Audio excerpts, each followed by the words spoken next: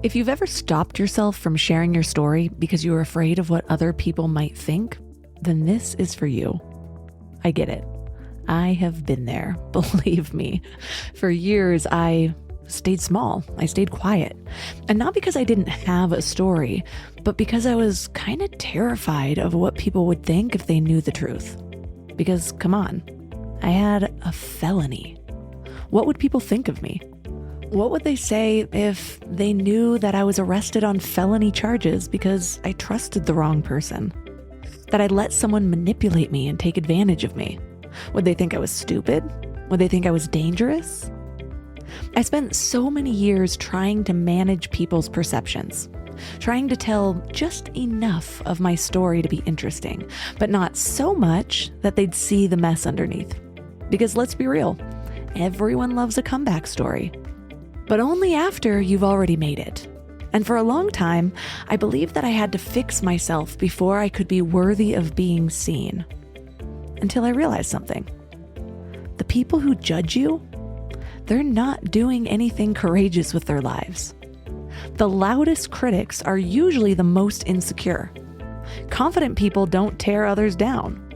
And most importantly, the opinion of people who don't pay your bills, not your problem.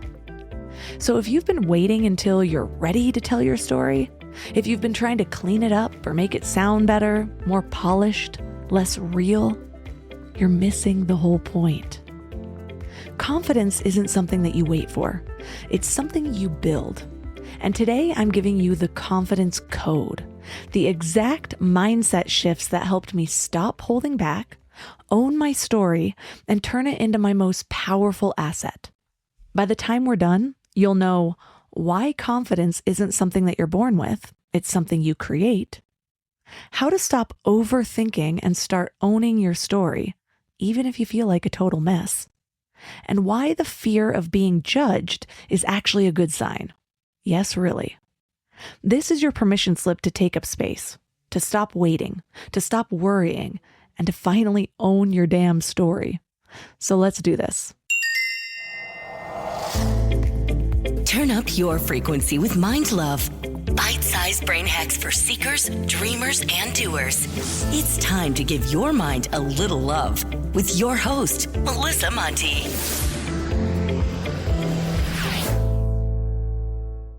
And let's start with the thing that's really keeping you from owning your story. It's not that you don't know what to say. It's not that your story isn't interesting enough. It's not even that you don't think it matters. It's fear. Fear of what other people will think. Fear of what they'll say behind your back. Fear of being seen. And I get it because that fear ruled my life for years. When I was arrested and charged with a felony, I had one overwhelming thought. This is it. My life is over. And not because I actually did anything wrong, although there were 1,000 things during that time. Not even because I was scared of going to jail, although I was also scared of that. And not because people would know, but more so that people would see the truth. That was my worst nightmare. Because if people knew I had been taken advantage of, if people knew that I had believed the wrong person, stayed too long, ignored too many red flags, would they think I was dumb? Would they think I deserved it? For so long, I believed that I had to keep certain parts of my story locked away. That I could only tell my story once I had completely transformed. Once I was on the other side and successful and polished and untouchable. Because let's be real, nobody wants a redemption arc when you're still in the messy middle. But here's the thing. You don't get confidence from hiding. You get confidence from ownership.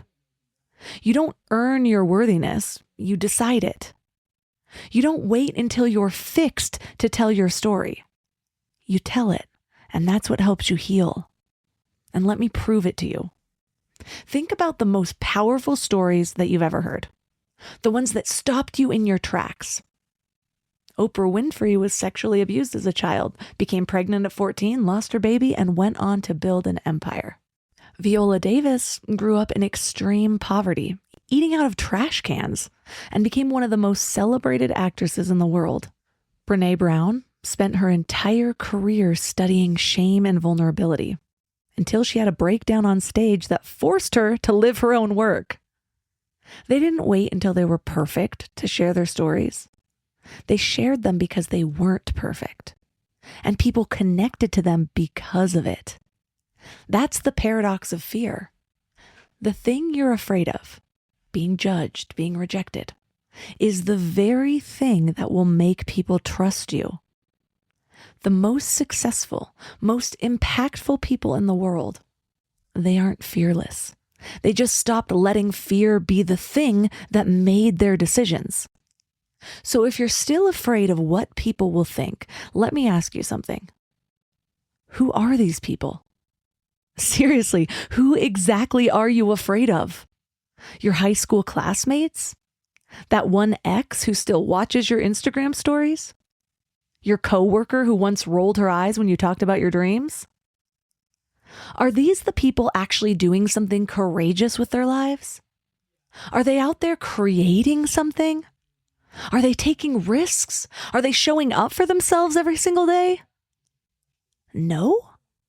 Then why the hell are you giving them power over your life? Look, if you don't tell your story, it doesn't disappear. It just controls you from the shadows. The only way out is through. And the only way through? You have to start talking. Not perfectly, not polished, not when you have 1 million followers or a 7-figure business or a TED Talk. Now, as you are. Because here's the truth. The people who will judge you aren't your people. The people who will talk shit were never going to support you anyways. And the people who need your story, they can't find you if you stay quiet. This isn't about finding confidence. It's about deciding that your mission is more important than your fear. Here's the lie we've all been sold about confidence.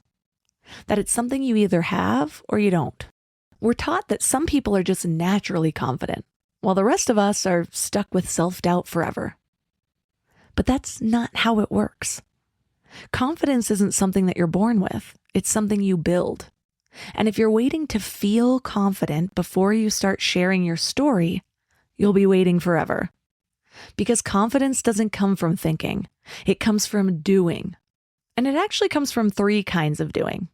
First, confidence comes from clarity. If you're not confident in your story, it's because you haven't fully owned it yet. I want you to think about the areas of your life where you feel really solid. Why do you feel that way? It's probably because you've done the work to understand and refine it. You have to do the work beneath it. Now, the second kind of doing is that confidence comes from repetition. Most people aren't confident telling their story because they've never practiced it out loud. You have to talk about your story, write about it, process it. The more you say it, the more natural it becomes. And the third type of doing is ownership. Confidence comes from ownership. The people who seem the most confident aren't necessarily the smartest or the most talented or the most worthy. They just stopped asking for permission to take up space. They decided their story mattered, so people started listening. You build confidence through action. You don't wait until you feel confident to start showing up. You start showing up, and that's what makes you feel confident. Here's the thing about me. For some reason, I don't really get nervous the way most people do. I've always had this thing where I say things for the shock factor.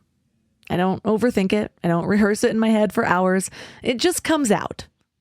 The first time I ever told someone I had a felony, it wasn't some big emotional moment. It wasn't on a stage or in a heart-to-heart with a friend.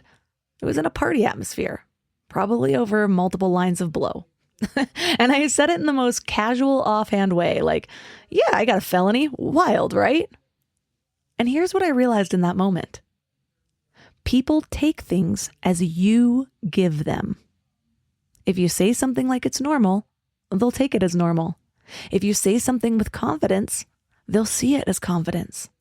But if you say something like it's shameful or like it's something to be embarrassed about, they'll feel that too. And here's the bigger truth. If you haven't processed your story and found meaning, people will find it for you. So you have to do it first. Own it, or they will define it for you. When I finally told my felony story in a real way, in a way that had depth, in a way that actually meant something to me, people responded completely differently. Instead of judgment, I got messages from people who finally felt seen. I got messages from women who had been manipulated and taken advantage of, but were too ashamed to admit it. I got messages from people who had made mistakes that followed them for years and thought they'd never be able to move forward. I got messages from people who were terrified of sharing their story, but suddenly felt brave enough to try. And that's when I realized confidence isn't about how people respond to you. Confidence is about deciding that you're no longer willing to stay small. I built confidence by owning my story before anyone else could define it for me. And the more I shared my story, the more powerful I became. Because every time you tell your story, you take back a little more control. You take control from the shame. You take control from the fear. You take control from the version of you that still believes they have to hide. So if you're waiting for confidence before you take action, that's not how it works. Confidence comes from clarity. Confidence comes from repetition. Confidence comes from ownership. And you don't need anyone's permission to start. I want to give you a little insight into the truth about what people think. Because let's be real. You already know what's holding you back. It's not time. It's not money. It's not that you don't have a story. It's people. What will they think? What will they say? What if they don't get it? And I get it. We're wired for belonging. It's literally in our DNA. Back in the day, if your tribe rejected you, you didn't just get your feelings hurt. You died. That instinct still lives in us. But here's what nobody tells you. You're not being chased by a saber-toothed tiger. You're not going to die if someone thinks your story is too much. You're not going to be exiled if someone rolls their eyes at your Instagram post. You're not in mortal danger if your old high school friends gossip about you in their group chat. Your fear is lying to you. And even worse, it's keeping you stuck. Because here's the thing. Like I said a few minutes ago, the people who will judge you were never going to support you anyways. The people who talk shit were never going to invest in you. But the people who truly matter, they will respect the hell out of you for owning your story. And if they don't, they were never your people to begin with. And this is absolutely true. I see people starting from the beginning all the time. And even when it's incredibly bad, all I think of is, hell yes, Amber from 7th grade. Look at you go. Good job putting yourself out there before you've perfected it. That is so beautiful. You want to know why? Because I've been there and I know what it takes. And I know that this beginning part, the embarrassment, is initiation for what's to come. We've all been through it. So the only people judging like you should stop are the ones who aren't going to do anything anyways. And those aren't your inspiration. Those aren't the people that you want to surround yourself with. I remember when I first started talking about my story publicly, like really talking about it, and not just the surface level version. Part of me thought, what if everyone I know sees this? And then I realized, oh no, not the people who never check on me, not the people who don't pay my bills, not the people who haven't been part of my life for years. And suddenly, I felt free as hell because I was giving all this power to people who literally didn't matter. And if someone did have a problem with it, if someone was whispering about me behind my back, good, let them whisper. Because while they were sitting around talking about me, I was out here building a brand and growing an audience and creating real impact. Do you know who gets criticized the most? The people who actually do something. Dr. Joe Dispenza has an entire army of skeptics who dismiss his work as pseudoscience. But that didn't stop him from changing millions of lives. Mel Robbins gets criticized for being too basic, yet millions of people have transformed their lives from her basic guidance. Elon Musk, love him or hate him, has built multiple billion-dollar companies, and half the internet still thinks he's a joke. Criticism is part of the deal. It's proof that you're playing big. So the question isn't, what if people judge me? The question is, what if I let that stop me? Because you want to know what's actually scary? Waking up 5 years from now in the exact same place because you were too afraid to take up space. So if you're worried about what people will think, let me make this real simple for you. They're already thinking something. You might as well make it something worth talking about. So by now, you get it, hopefully. Confidence isn't something you wait for. It's something you build. Your fear of what people think, it's not a reason to stay quiet. It's the reason you need to speak up. But this is where most people stop. They nod along, they feel inspired for a moment, and then they go right back to playing small. They tell themselves they'll share their story someday, when they have more time, when they feel more ready, when they have proof that it's worth sharing. But that's not how this works. Because guess what? You don't wake up one day magically ready. Readiness comes from doing. And that means your next step is simple. Step 1, write out your story. Even if it's messy, even if it's not perfect, even if it feels like a tangled web of chaos right now, just get it out of your head and onto paper. Step 2, say it out loud. Maybe just to yourself in the mirror, maybe to a friend, maybe on a voice memo. Just practice owning it. And step 3, share it somewhere. Post it, speak it, put it out there in a way that stretches you even just a little, even if it's on an anonymous Reddit account. You don't have to start with your deepest, rawest truth. Just start where you can. But start. Because confidence doesn't come from waiting. It comes from showing up before you feel ready. Let me tell you something that changed everything for me. When I started my podcast, I had no idea if people would listen. I didn't have a huge audience. I didn't have an audience at all. I didn't have a perfectly polished brand. I had a microphone and a story. That's it. But I showed up. I spoke my truth. I didn't wait until I felt 100% ready. I just started talking. And within months, sponsors started reaching out. Doors started opening. My voice started reaching people who needed to hear it. And not because I was fearless, not because I had it all figured out, but because I decided to show up anyways. So this is your moment. I need you to hear me when I say this. You don't need permission to take up space. You don't need someone to tell you that your story is worthy of being shared. You don't need to wait for the perfect moment.